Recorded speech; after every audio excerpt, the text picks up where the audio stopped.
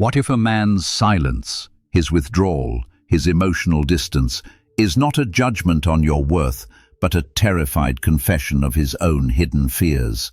What if the very key to understanding and even healing the most armored parts of his psyche is not found in demanding words or chasing after him, but in cultivating a specific quality within yourself, a quality so powerful, so radiant, that it illuminates the darkness he cannot face alone?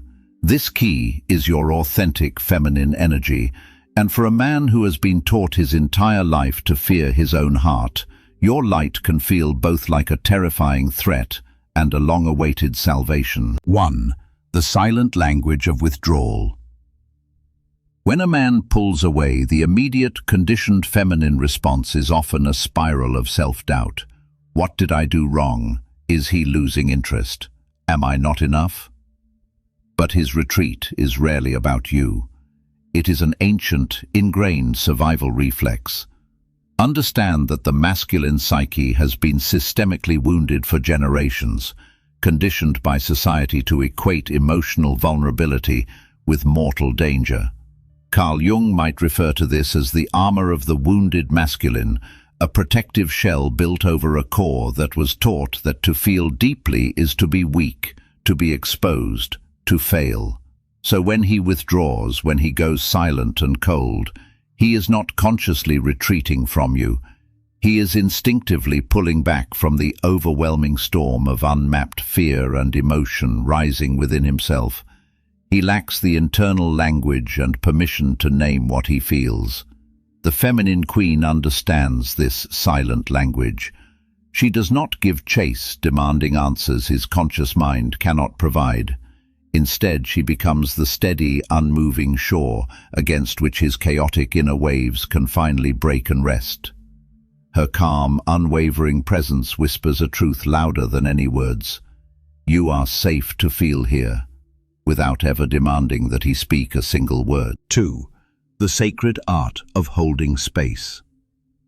True feminine power, the kind that heals and transforms, lies in the profound and often misunderstood ability to contain without the need to control. This is the sacred art of holding space. In a world that prizes action and solutions, this is a discipline of profound non-reaction, of observing the chaos of another's emotional state without being consumed or triggered by it. Depth psychology reveals that the archetypal masculine energy often carries a deep, unconscious fear of dissolution, a terror of being overwhelmed and losing its structure in the vast, seemingly formless ocean of emotion. This is why a man might resist the very intimacy his soul craves. The feminine queen does not react to this resistance by frantically trying to fill the silence with anxious words, probing questions, or unsolicited advice. Instead, she cultivates a presence so deeply grounded in her own center, so unshaken by his internal storms, that his dysregulated nervous system instinctively begins to mirror her calm. This is not a passive act of waiting, it is the highly active, powerful art of being the sanctuary. You become the safe harbor, the strong and silent oak in the storm, and in your presence he is given the implicit permission to face his own weather, knowing he will not be judged, fixed, or abandoned. 3. The mirror of the shadow self. Within the psyche of every man walks a shadow, a silent companion made up of all the exiled parts of himself he was taught to deem unmanly. This shadow realm holds his tenderness, his deepest fears, his capacity for tears, his unmet longings for connection, and his profound vulnerability. These are the parts of him that were shamed, punished, or ignored by a world that demanded he be a stoic warrior. Carl Jung issued a stark warning about this inner world. Until you make the unconscious conscious, it will direct your life, and you will call it fate.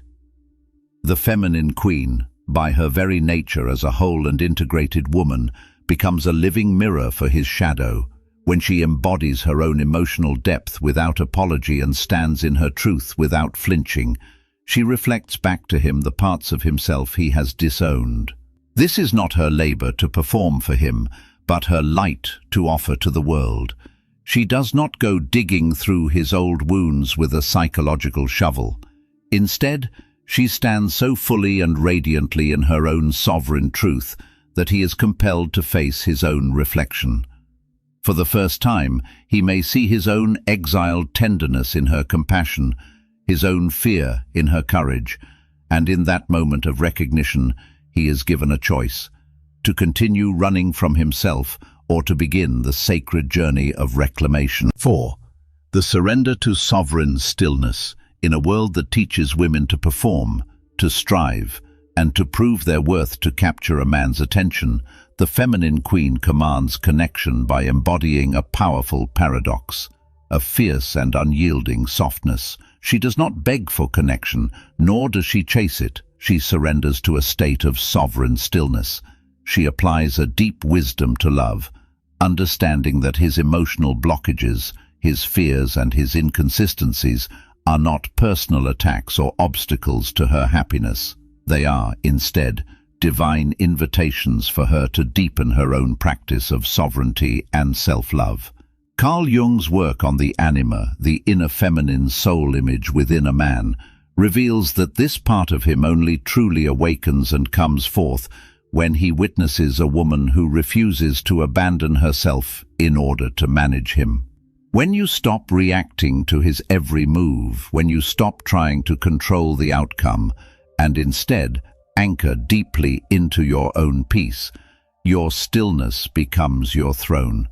This is not the anxious stillness of waiting for him to call. It is the profound, resonant stillness of a queen who knows her kingdom is whole and complete, with or without his presence. This energy is irresistibly magnetic to a man's soul. 5. The alchemy of emotional safety. Emotional safety is not a fortress built on verbal promises or reassurances like, "You can trust me." It is a powerful alchemical state that is radiated through an unwavering and consistent presence. Trust, on a primal level, is earned through consistency, not through convincing words. Carl Jung knew that the masculine psyche, often starved for a place of genuine, unconditional acceptance, frequently mistakes emotional intensity and drama for true intimacy. The feminine queen arrives to rewrite this dangerous script. She does not offer the volatile roller coaster of a chaotic connection. Instead, she offers the deep, calm ocean of emotional safety. Her energy, her very being, communicates a profound message that his nervous system understands immediately. You may unravel here. You may show me your broken pieces. You may confess your fears. I will not tremble. I will not run. She does not do this to soothe his ego or to become his therapist. She does it because she is so firmly anchored in her own truth and her own strength that his darkness cannot extinguish her light. This is the alchemy that transforms his fear into trust. A feminine queen does not ask for entry. She is the doorway. Listen to me, my queens. You are not a beggar at the gates of his heart, hoping he will grant you entry. You are the gate itself. You are the doorway to a deeper reality. Every moment you spend obsessing over his silence, dissecting his texts, or trying to solve the puzzle of his fears, is a moment you have stolen from your own divinity. Carl Jung taught that the anima is not a role you play to please a man. It is a divine force you must embody for yourself. The obstacle of his resistance is not your problem to solve. It is merely a reflection showing you where you must deepen your own practice. Now, in this moment, withdraw your energy from his world and bring it back home to yourself. Step fully into your authority. 6. The energetic resonance beyond words. The most profound and binding communication between the masculine and feminine poles bypasses spoken language entirely. It occurs at the level of the soul, through a silent, energetic resonance. The ancient philosophers spoke of sympatheia, the idea that all things in the universe are interconnected and vibrate in sympathy with one another. Carl Jung conceptualized this as the collective unconscious, a shared psychic field that connects all of us. The feminine queen operates from this level of awareness. She does not waste her precious energy trying to negotiate for connection, explain her worth, or logically persuade a man to open up. She knows that logic pleads, but energy compels. She cultivates an inner state of peace and self-assurance, so profound that it vibrates from her at a frequency his body and soul respond to before his conscious mind can even consent. Her steady gaze, the calm rhythm of her breath, the potent power of her comfortable silence, these are her true dialects.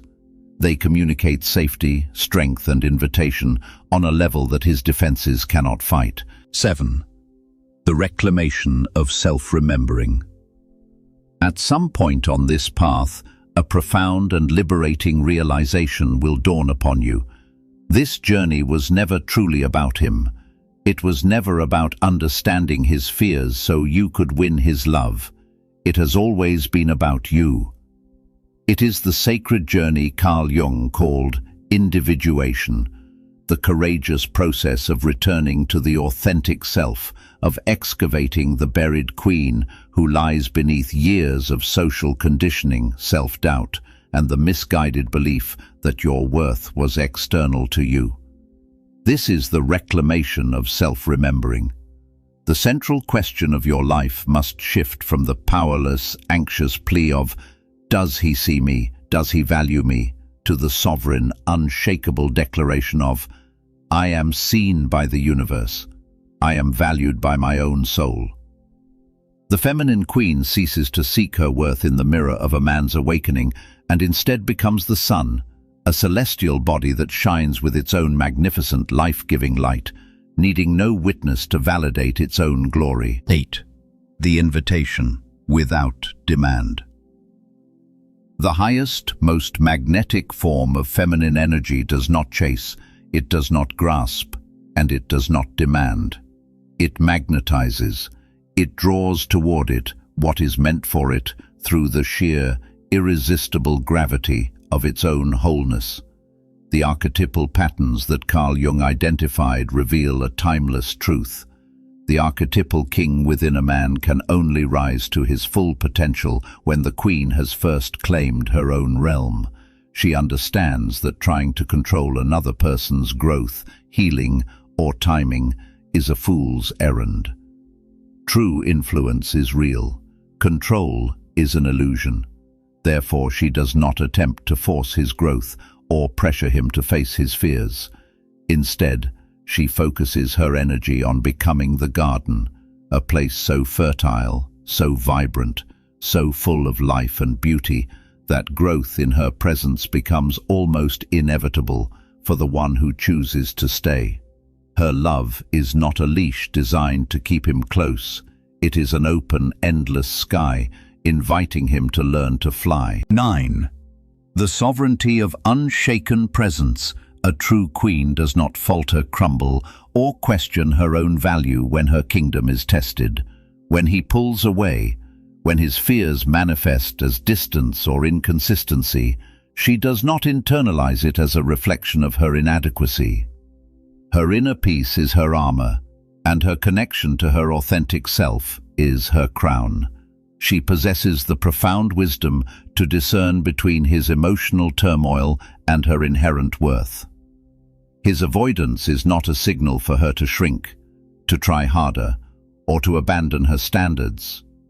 It is a mirror reflecting an opportunity for her to expand even more fully into her own self-love and self-reliance. She rules her inner and outer world, not by force, not by manipulation, and not by emotional ultimatums, but by the quiet, unassailable gravity of her own centered, unshaken being. This presence alone is what challenges him, inspires him, and ultimately makes him feel safe. 10. The Sacred Law of Non-Abandonment. The ultimate power of the feminine queen, the very source of her magnetic and healing energy, is her unwavering commitment to one sacred law, the law of non-abandonment. But it is not about never abandoning him, it is about never ever abandoning herself. Carl Jung warned of the pervasive savior complex, a dangerous trap where individuals, often women, become compulsively focused on healing others as a sophisticated strategy to avoid their own deep inner work. The feminine queen refuses this trap. She will not set herself on fire to keep someone else warm. She does not rescue, she reflects. She understands that not all men will be able to rise to meet her frequency, and she accepts this without judgment. That is the point. Her love is not a compromise offered to the broken, it is a coronation offered to the brave. She chooses herself, her peace and her sanity first, always. And in doing so, she becomes the safest woman in the world for a man who is truly ready to heal. So you see, my queens, the key to his hidden fears was never a tool for you to pick his lock. It was a mirror for you to see yourself more clearly. His fears are his to face. His darkness is his to integrate. Your sacred task is not to be his healer, but to become so wholly and unapologetically yourself that your light gives him the courage to find his own. Your feminine energy is not a weapon to wield against his fears, but a sanctuary you build within yourself that invites his true self home.